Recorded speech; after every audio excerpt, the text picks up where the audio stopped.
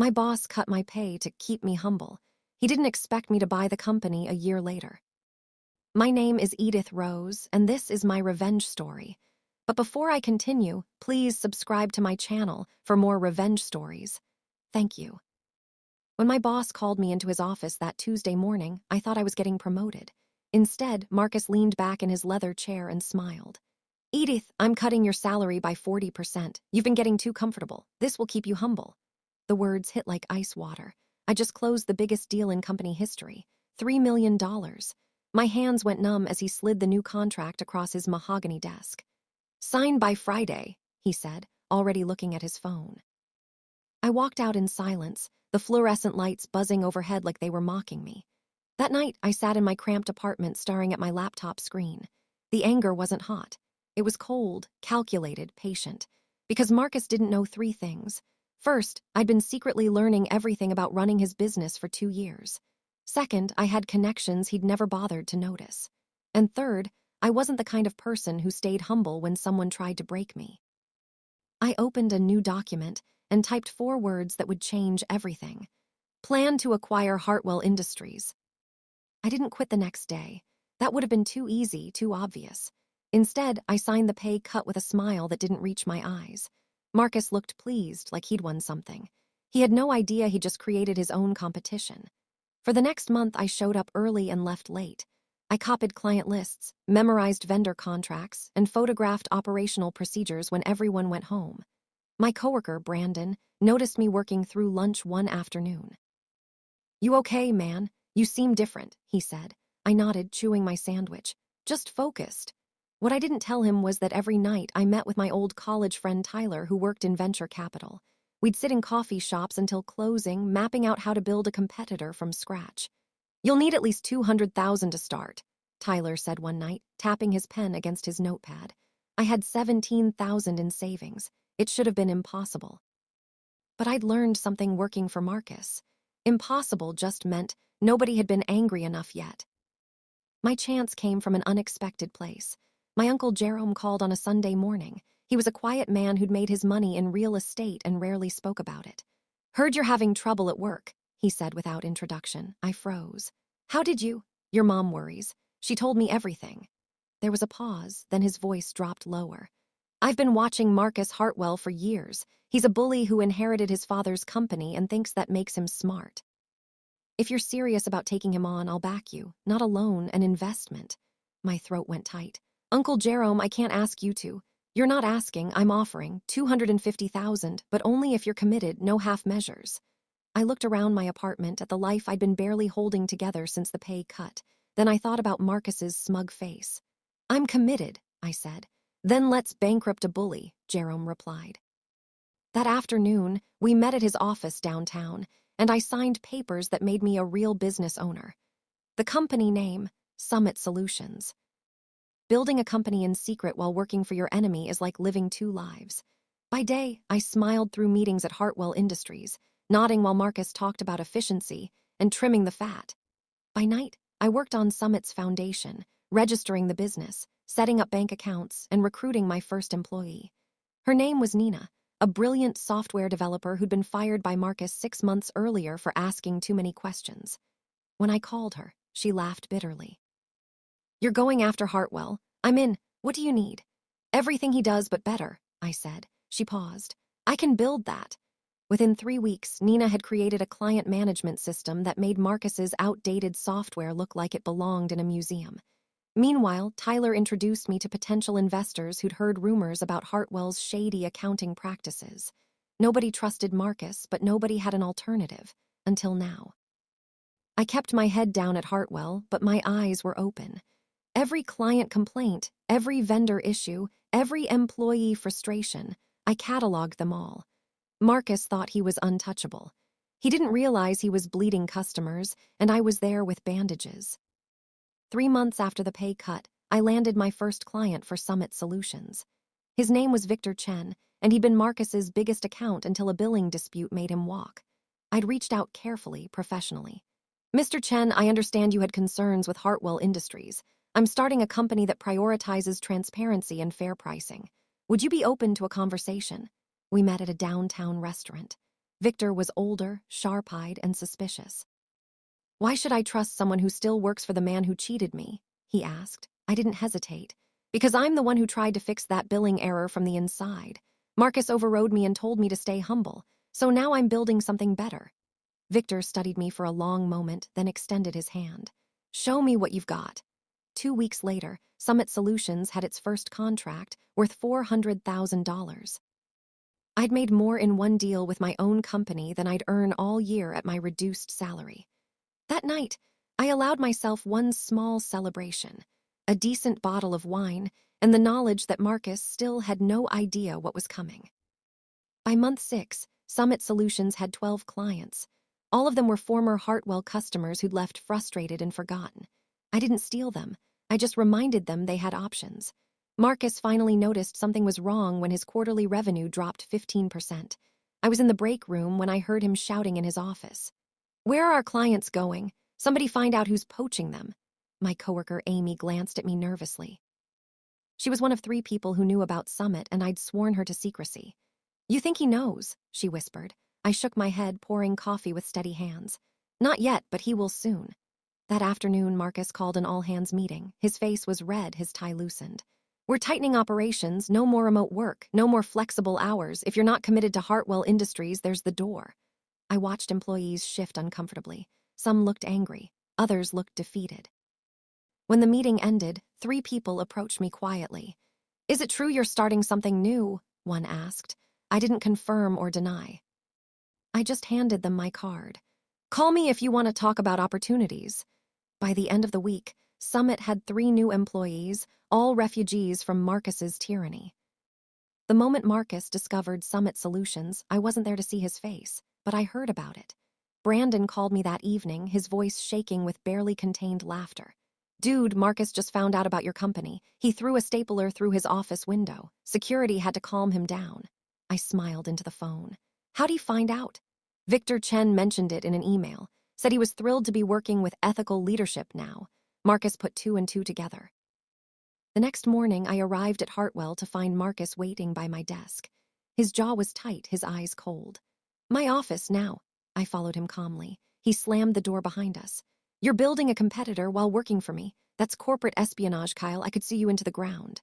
I met his glare without flinching. "I've done nothing illegal. I haven't stolen client lists, trade secrets, or proprietary information. I built something new on my own time with my own money." "Check with your lawyers."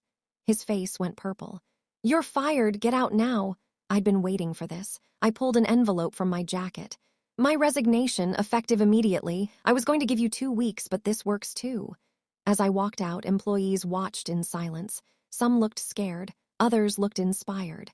I didn't look back. Freedom tasted like possibility. The morning after getting fired, I woke up without an alarm and realized I was working for myself now. Completely. Summit Solutions had grown beyond my wildest projections. We had 18 clients, 7 employees, and momentum that felt unstoppable. But I knew Marcus wouldn't let this go quietly. Tyler warned me over lunch that week. "He's asking around about you, trying to find dirt, anything to damage your reputation." I nodded, chewing slowly. "Let him look. I've been careful." What Marcus didn't know was that I'd documented everything, every unethical practice, every corner he'd cut, every employee he'd mistreated. I had emails, recordings from legal meetings, and testimonies from former workers. I wasn't planning to use them unless I had to, but I had them. 2 weeks later, Marcus made his move. He sent a cease and desist letter claiming I'd violated a non-compete clause in my original contract. I read it twice, then handed it to my lawyer, Patricia Flores. She was a sharp woman in her 40s who specialized in employment law. She read it and smiled. "This non-compete is unenforceable. It's too broad, and he cut your pay, which constitutes a material change to your employment agreement. You're clear." I exhaled relief. "So we're safe." "Safer than he is," Patricia said. "Want me to respond?" "Send him the facts," I said. "Let's keep this professional." Marcus's lawsuit came anyway. He filed papers claiming I'd stolen trade secrets and damaged his business through unfair competition. The legal fees alone would have buried the old version of me, but Uncle Jerome had prepared for this. "Bullies always escalate when they're losing," he told me. "That's why we set aside money for legal defense." Patricia handled everything with cold efficiency. In her response, she didn't just defend me, she went on the offense. She detailed Marcus's pattern of employee mistreatment, his questionable billing practices, and his violation of labor laws when he cut my pay without proper justification. Within a month, 3 of Marcus's former employees contacted Patricia offering to testify about his behavior. One of them, a woman named Olivia, had been forced out after reporting harassment. "I've been waiting for someone to stand up to him," she said during our meeting. Her voice shook, but her eyes were steel. "I'll tell everything." The case shifted. Suddenly Marcus wasn't the victim, he was the defendant in a potential countersuit. His lawyers advised him to settle quietly. He refused, too proud to back down. That pride would cost him everything. Meanwhile, Summit Solutions kept growing. We landed a contract with a manufacturing firm that brought in nearly $1 million. I hired 10 more people, all carefully vetted, all treated fairly. Word spread that Summit was the anti-Hartwell, a place where talent mattered more than ego. The breaking point came 8 months after I'd started Summit. Marcus's company was hemorrhaging money. His clients had lost trust, his employees were fleeing, and his reputation was in ruins. Then the news broke. A financial audit revealed that Hartwell Industries had been misreporting revenue for 3 years to avoid taxes and inflate company value. Marcus was facing criminal charges. I was in my office when Tyler called with the update. "It's over for him. The board is demanding his resignation and investors are pulling out. The company's going up for sale." My heart beat faster. For sale? Everything, assets, client contracts, office space, they want to liquidate before the scandal gets worse. I stared out my window at the city skyline. This was it, the opportunity I'd been building toward without fully realizing it. "Can we afford it?" I asked. Tyler was quiet for a moment. "With our current capital and some investor backing, yes." "But Kyle, are you sure? Buying the company that tried to destroy you, it's poetic, but it's also a massive risk." I thought about that Tuesday morning, Marcus's smug face, his words, "This will keep you humble." I smiled. "Set up the meeting, I want to buy Hartwell Industries." The acquisition negotiations took 6 weeks. Uncle Jerome brought in financial advisors, Tyler coordinated with investors, and Patricia handled the legal framework. Marcus wasn't part of the discussions. He'd been forced out by the board, facing criminal proceedings. But I knew he was watching from somewhere, helpless and furious. The final price was $12 million. Summit Solutions would absorb Hartwell Industries, keeping the clients and employees worth saving and rebranding everything under our name. On the day we signed the papers, I stood in Marcus's old office, now mine. The mahogany desk was still there. I ran my hand across its surface, remembering how he'd slid that pay cut contract toward me. Brandon knocked on the doorframe. He'd stayed through everything and was now Summit's operations director. "Feels surreal, doesn't it?" he said. I nodded. "Yeah. But it feels right." That afternoon, I called an all-hands meeting with the former Hartwell employees who joined Summit. Some looked nervous, others looked hopeful. "I know many of you worked under difficult conditions," I began. "That ends today. This company will be built on respect, transparency, and fair treatment. If you're willing to be part of that, you're welcome here." The applause started slowly, then built. When the meeting ended, people approached me one by one. Some thanked me, others apologized for not speaking up sooner. I told them all the same thing. We're moving forward now. Marcus reached out 3 months after I bought his company. It was a short email sent late at night. "You got what you wanted. I hope you're satisfied." I stared at it for a long time. There was no apology, no acknowledgement of what he'd done, just bitterness disguised as acceptance.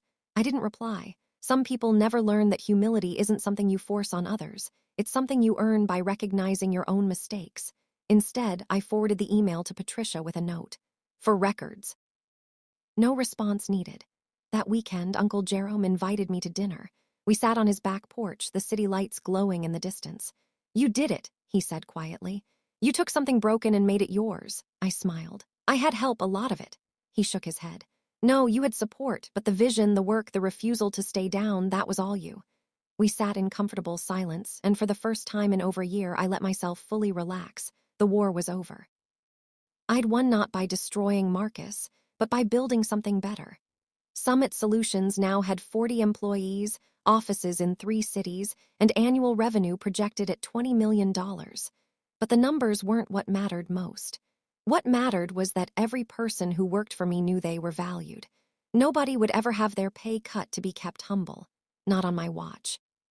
As I drove home that night, I thought about the person I'd been in that cramped apartment, staring at a screen and typing 4 desperate words. That version of me would barely recognize who I'd become, but he'd be proud, and that was enough. If you've ever been told you needed to stay humble while someone tried to break you, share your story below. Please don't forget to subscribe to my channel for more karma and revenge stories like this. Thank you.